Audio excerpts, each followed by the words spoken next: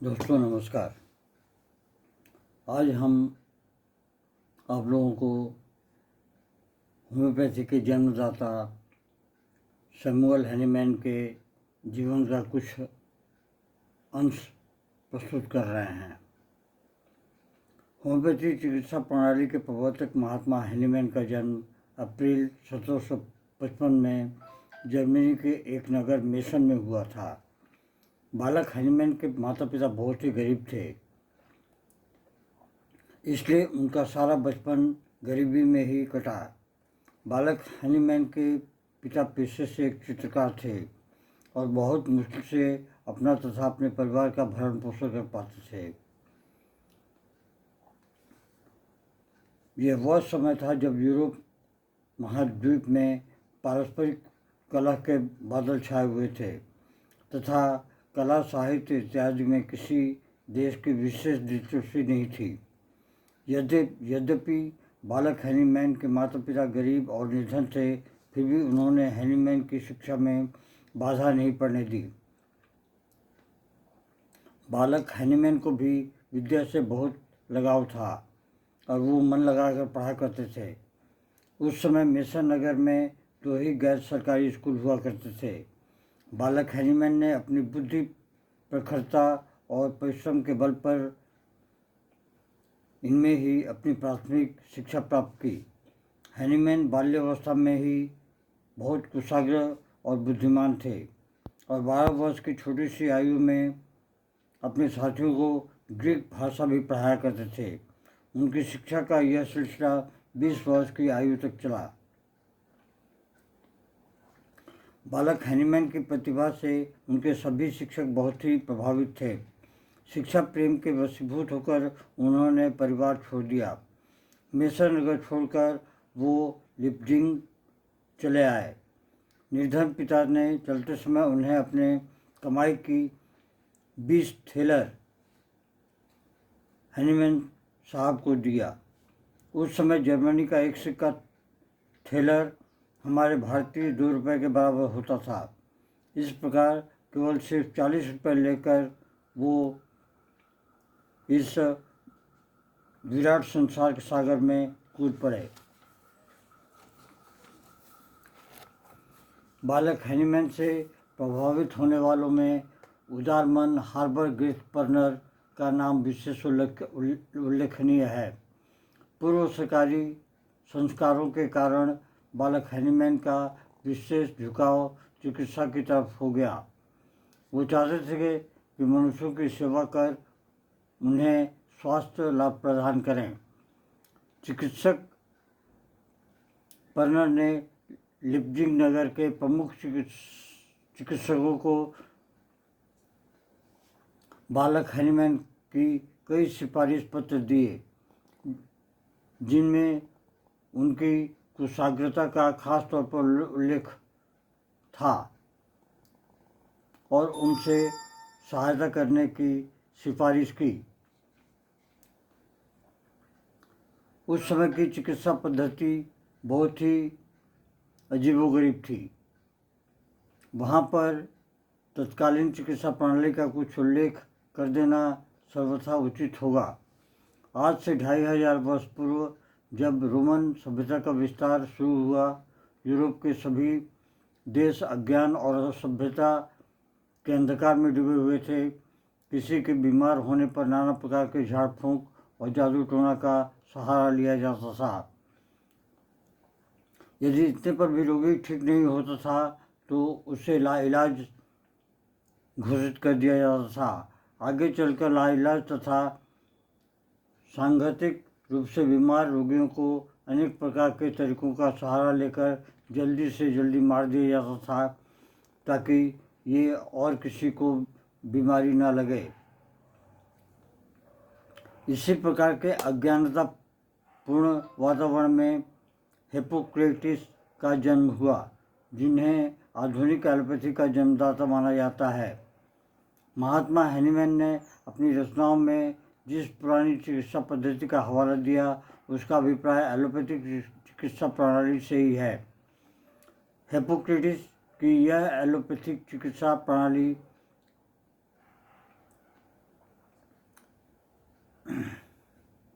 असदृश विधान पर आधारित थी।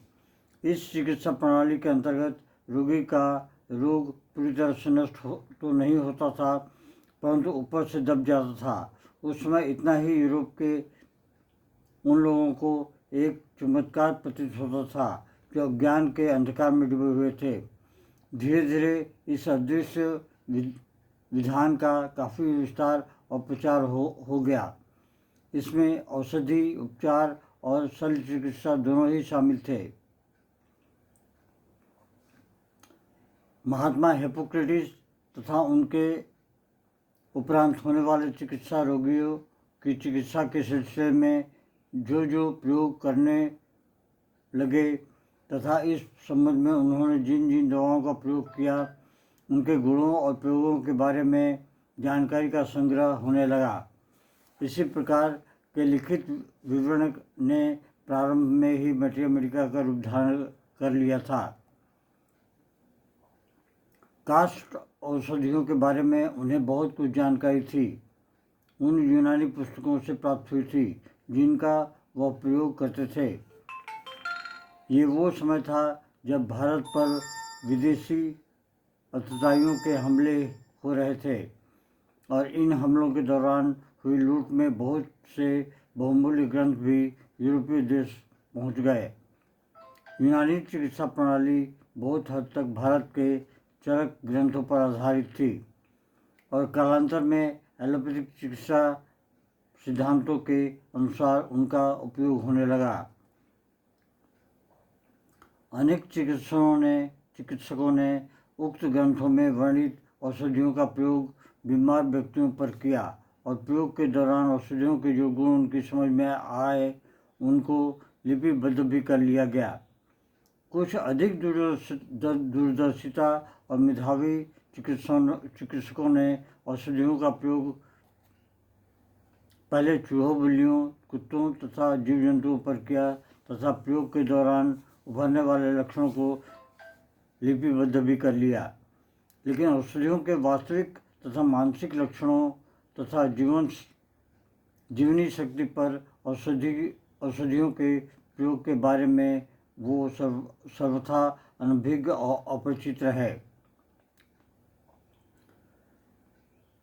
शवों को चीर फाड़ कर मानव शरीर, यंत्र और उनकी क्रियाओं के बारे में उन्होंने निश्चय ही चिकित्सा जगत को बहुमूल्य ज्ञान प्रदान किया।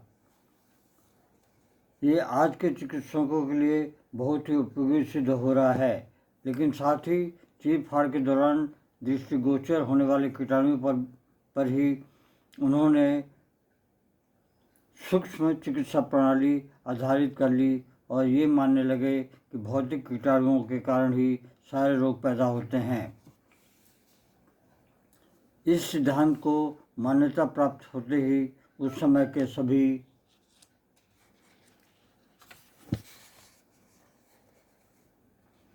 एलोपैथी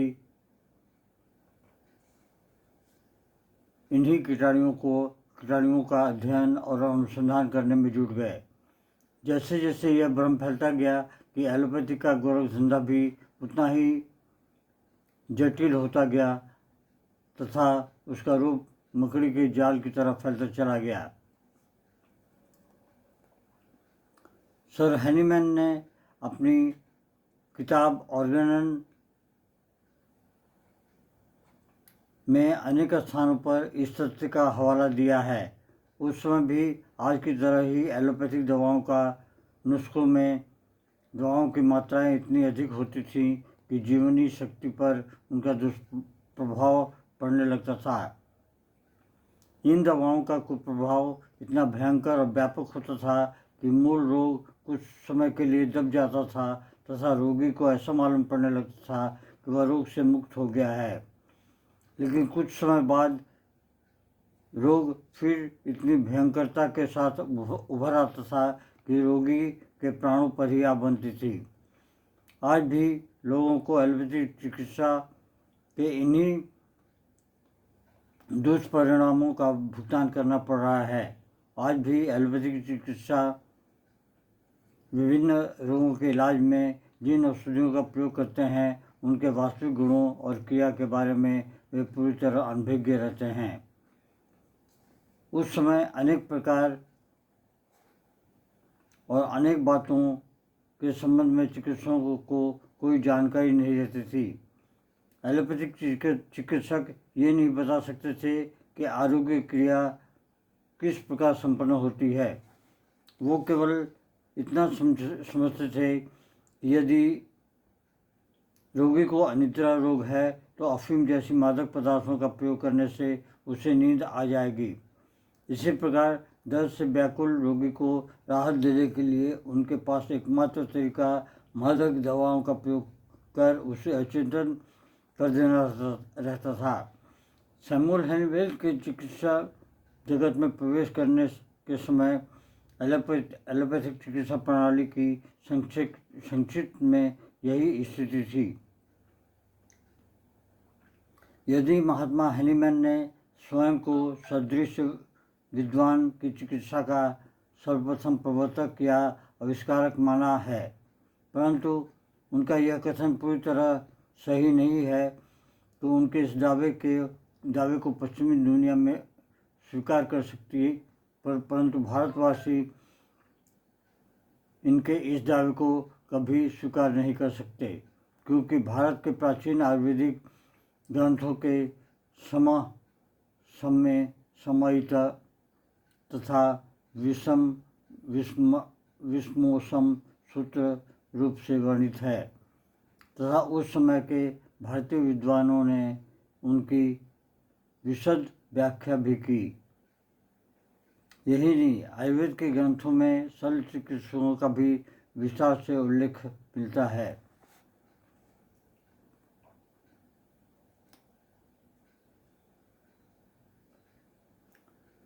इस बात के भी प्रमाण मिलते हैं कि यहाँ बहुत सफलता के साथ शल्य चिकित्सा होती थी।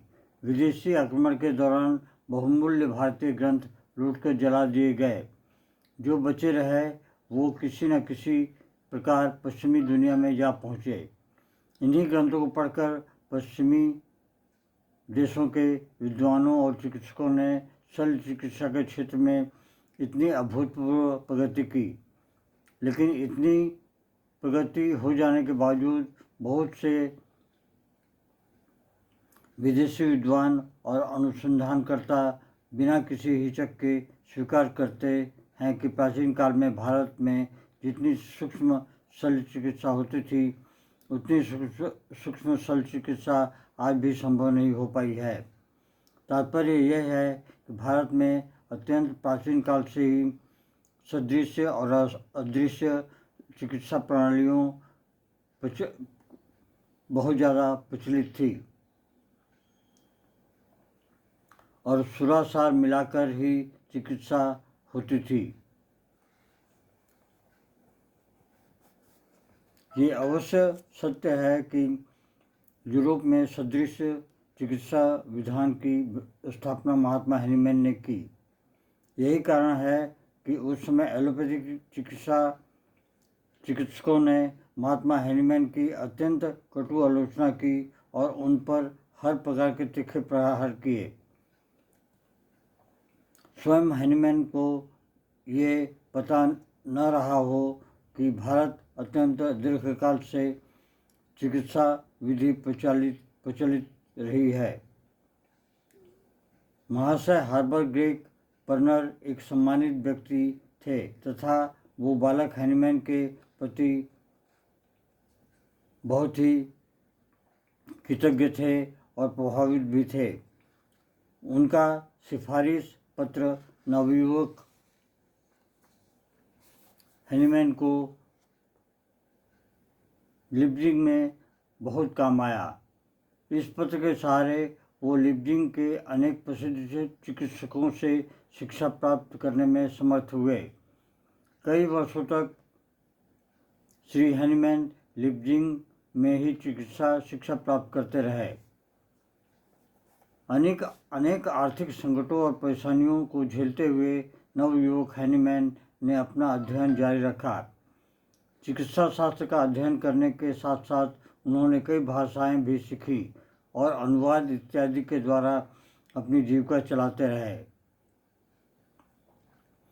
श्री हैनीमैन के लिपजिंग में पहले एलोपैथिक चिकित्सा प्रणाली की गहन शिक्षा प्राप्त की, क्योंकि उस समय लिपजिंग एलोपैथिक चिकित्सा का एक प्रमुख केंद्र माना जाता था।